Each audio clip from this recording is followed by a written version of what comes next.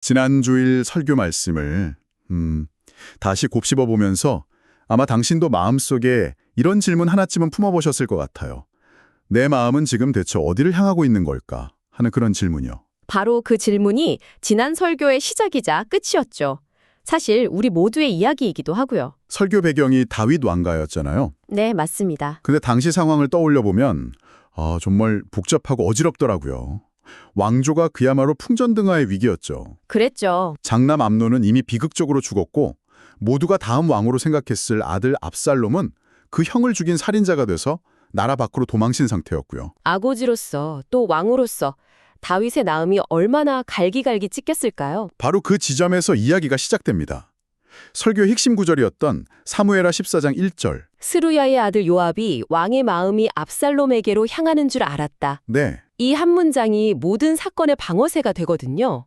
여기서 아주 흥미로운 마음의 사슬 같은 게 보여요. 마음의 사슬이요? 네. 왕 다윗의 마음은 멀리 떠나 있는 아들 압살롬에게 가 있고, 그렇죠. 그런 왕을 지켜보는 신하 요압의 마음은 또 오직 왕인 다윗에게만 향해 있죠. 그 마음의 사슬이 결국 요압의 어떤 계략으로 이어지잖아요. 맞습니다. 다윗의 마음을 어떻게든 풀어주겠다는 생각에 그 드고아에서 지혜롭다고 소문난 여인을 데려와서 연극을 꾸미는 장면이요. 네, 있었죠. 이걸 보면서 이거 어디서 본 것 같은데? 싶었어요. 예전에. 나단 선제자요. 맞아요. 나단 선제자가 다윗의 죄를 지적할 때 썼던 방식이랑 아주 흡사해 보였거든요. 겉보기엔 정말 지독하죠. 비유를 통해 왕의 마음을 움직인다는 점에선요. 하지만 이건 뭐랄까, 단순한 모방이 아니라 위험한 위족품에 가까웠어요. 위험한 위족품이요? 네, 나단은 목숨을 걸고 하나님의 날선 말씀을 그대로 전해서 다윗을 회개와 생명으로 이끌었죠. 그렇죠. 반면에 요압이 준비한 건 다윗의 마음을 잠시 위로해줄지는 몰라도 결국 더 큰 비극으로 이끌고 마는 인간적인 꾀, 그러니까 잔꾀였던 겁니다. 겉모습은 비슷해도 그 근원과 결과가 완전히 정반대였군요. 바로 그 지점을 설교가 날카롭게 파고들었죠. 다윗, 압살롬, 요압, 그리고 그 여인까지. 네. 저마다 상대를 향한 마음으로 복잡하게 얽혀 있는데 이 거대한 관계도 속에서 정작 가장 중요한 연결고리가 빠져 있었다는 사실이요. 그게 바로 맞습니다. 그 누구의 마음도 하나님을 향해 있지 않았다는 것.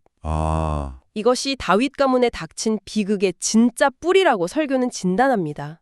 아버지의 마음, 아들을 향한 마음, 신하의 충성심, 다 인간적으로는 이해가 가요. 그럼요. 하지만 그 마음들을 붙들어주고 바로잡아줄 절대적인 기준, 즉 하나님을 향한 마음이 텅 비어버리니까 이 모든 인간적인 마음들이 서로 부딪히고 얽혀서 결국 파멸로 치닫게 된 거죠. 이 이야기가 몇 천 년 전 일인데도 지금 우리에게 너무 아프게 다가오는 이유가 있는 것 같아요. 네, 저도 그렇게 생각합니다. 어쩌면 우리 시대가 떠받드는 가장 중요한 모토와 정면으로 부딪히기 때문이 아닐까 싶습니다.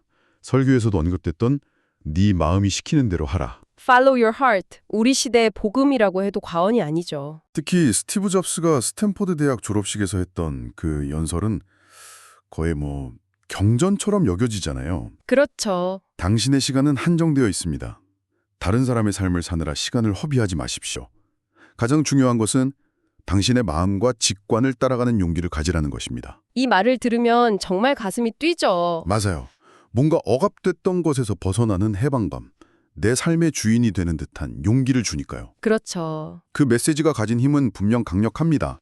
세상은 그런 삶을 진정성 있는 삶이라고 부르면서 박수를 보내고요. 하지만 성경의 진단은 여기서부터 완전히 달라집니다. 설교에서는 요즘 시대를 오토노모의 시대라고 표현했어요. 오토와 노모요? 네, 오토는 자신, 노모는 법을 의미하죠. 각자 자기 자신이 법이 되고 기준이 되는 시대라는 뜻입니다. 그래서 그런가 봐요. 내가 보고 믿는 유튜브 채널이 곧 진실이 되고 내 감정과 생각이 모든 판단의 최종 근거가 되는 세상. 바로 그거죠. 그래서인지 사람들은 더 많이 자기 이야기를 하는데도 소통은 더 단절되고 갈등은 더 깊어지는 모순을 느끼게 돼요. 바로 그 지점입니다. 성경은 우리가 그토록 신뢰하는 마음의 본질에 대해 아주 냉정한 진단을 내리고 있거든요. 예레미야 17장 9절 말씀입니다. 만물보다 거짓되고 심히 부패한 것은 마음이라. 네. 거짓되고 심히 부패했다라 굉장히 강한 표현이네요. 솔직히 대부분의 사람들은 스스로를 그렇게 악하다고 생각하지 않잖아요. 그렇죠. 그저 행복해지고 싶고 사랑하고 싶고 인정받고 싶을 뿐인데 다윗만 해도 아들을 잃은 슬픔에 잠긴 아버지였고요. 이처럼 지극히 인간적인 마음을 어떻게 그렇게 혹독하게 진단할 수 있을까요? 아주 중요한 질문입니다. 여기서 말하는 부패는 우리가 흔히 생각하는 어떤 악애나 악행만을 의미하는 게 아니에요. 아, 그런가요? 네, 더 근본적인 문제, 바로 자기중심성을 가리킵니다. 내 마음이 우주의 중심이 돼서 모든 것을 내 감정, 내 유익, 내 관점에서만 해석하려는 경향이죠. 자기 중심성. 다윗의 마음을 보세요. 아들을 향한 그리움, 아버지의 마음은 숭고해 보이지만 그 마음 때문에 왕으로서의 공적인 책임과 하나님의 공의를 저버리게 되죠. 그렇죠. 암논은 끓어오르는 욕망이라는 마음에 충실했다가 끔찍한 죄를 저질렀고, 압살롬은 아버지에 대한 원망과 왕자를 향한 야망에 이끌려 반역을 일으켰고요. 전부 다 자기 마음을 따랐을 뿐인데 결과는 비극이었네요. 맞습니다. 우리 마음은 심지어 자기 자신까지 속일 만큼 교묘해서 그럴듯한 명분 뒤에 숨겨진 이기심과 욕망을 스스로 알아차리지 못할 때가 많다는 겁니다. 그렇군요. 내 마음을 따르는 것이 진정한 자유가 아니라 오히려 나 자신과 공동체를 파괴하는 길로 이어질 수 있다는 경고네요. 그래서 성경은 마음을 따르라고 하지 않고 정반대로 지키라고 말하는 거죠. 아, 그 잠언 말씀이요? 정확합니다. 바로 잠언 4장 23절. 모든 지킬 만한 것 중에 더욱 내 마음을 지키라. 생명의 근원이 이에서 남이니라. 이 말씀이 핵심이죠. 지키라는 말이 어쩐지 좀 수비적이고 답답하게 들릴 수도 있는데 그렇게 들릴 수 있죠. 하지만 생각해 보세요. 실력 있는 의사는 환자에게 마음 내키는 대로 아무거나 드세요 라고 말하지 않잖아요. 아, 그렇죠. 환자를 살리기 위해 때로는 쓴 약을 처방하고 엄격한 식단을 지키게 하죠. 마음을 지킨다는 건 내 마음의 주인 자리에 변덕스러운 내 감정이나 욕망이 아니라 변치 않는 하나님의 말씀을 모시는 것을 의미합니다. 그럴 때 비로소 진정한 생명과 자유가 시작된다는 것이군요. 바로 그거죠. 알겠습니다. 진단은 명확해졌네요. 우리 마음은 스스로를 믿고 따를 대상이 아니라는 것. 이건 좀 불안하고 불편한 진실이기도 합니다. 네. 그럼 우리가 이 불안한 마음을 가지고 구체적으로 어떻게 해야 할까요? 길을 잃지 않으려면 어디로 가야 하죠? 설교에서는 세 가지 아주 실제적인 방향을 제시해 주었습니다. 첫 번째는 마음의 방향을 재설정하는 거예요. 방향을 재설정한다. 네. 다윗과 요압처럼 사람과 세상을 향해 있던 우리 마음의 시선을 돌려서 그 마음의 창조주이신 하나님께로 향하게 하는 것, 이게 모든 것의 시작입니다. 얽혀있던 시선을 풀어서 근원을 바라보는 거군요. 그리고 두 번째는 우리에게 필요한 게 요압의 달콤한 잔꾀가 아니라 나단의 아픈 말씀이라는 점. 맞아요. 이건 정말 곱씹어 볼 만한 것 같아요. 우리는 보통 귀에 듣기 좋은 말, 나를 위로해주는 말을 원하잖아요. 그렇죠. 하지만 설교는 때로 우리를 찌르고 아프게 하더라도 결국 우리를 살리는 것은 진리의 말씀이라고 강조했죠. 당신을 정말 사랑하는 의사는 달콤한 사탕이 아니라 쓴 약을 건네주겠죠. 바로 그겁니다. 그리고 마지막 세 번째가 제게는 가장 큰 울림을 주었습니다. 바로 자세와 태도에 대한 이야기였는데요. 저도 그 부분에서 정말 무릎을 쳤습니다. 과거에 다윗이 하나님의 엄청난 약속을 받은 후에 보였던 그 반응이요. 네, 그 장변이죠. 왕좌에서 내려와서 먼지 나는 바닥에 앉아 하나님께 기도했던 그 모습. 사무엘하 7장 18절 말씀, 다윗 왕이 여호와 앞에 들어가 앉아서 이르되 주 여호와여 나는 누구이오며 내 집은 무엇이기에 나를 여기까지 이르게 하셨나이까. 이 겸손한 자세, 이 낮아짐이 모든 것을 바꾼다는 거죠. 바로 그 자세가 모든 것을 결정한다는 것을 설교 마지막에 나온 비유가 정말 실감나게 보여줬어요. 장경철 교수님 이야기였죠? 네, 수업 시간에 떠들 학생은 출석을 부를 때부터 이미 알아볼 수 있다고.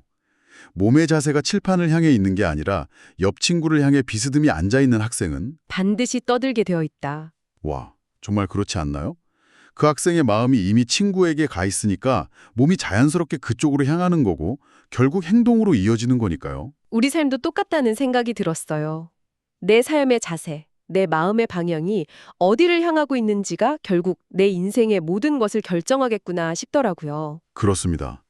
결국 신앙이란 우리의 마음과 삶의 태도를 끊임없이 하나님께로 맞추어가는 과정인 것 같아요. 네, 내 마음대로 살게 내버려 두는 것이 아니라 마치 라디오 주파수를 맞추듯이 내 삶의 모든 영역을 하나님의 뜻에 맞추려고 노력하는 그 자세.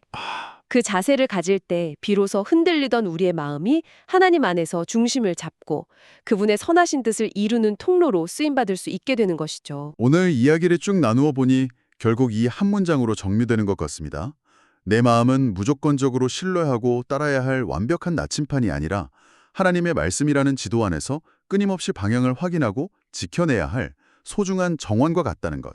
아주 멋진 정리네요. 그래서 마지막으로 당신에게 이 질문을 꼭 드리고 싶습니다. 네. 만약 당신의 마음에 보이지 않는 나침반이 있다면 지금 그 바늘은 정확히 어디를 가리키고 있을까요? 혹시 당신이 가고 싶다고 생각했던 그 방향과 전혀 다른 곳을 향하고 있지는 않으신가요? 잠시 멈춰서서 그 바늘의 방향을 들여다볼 시간입니다.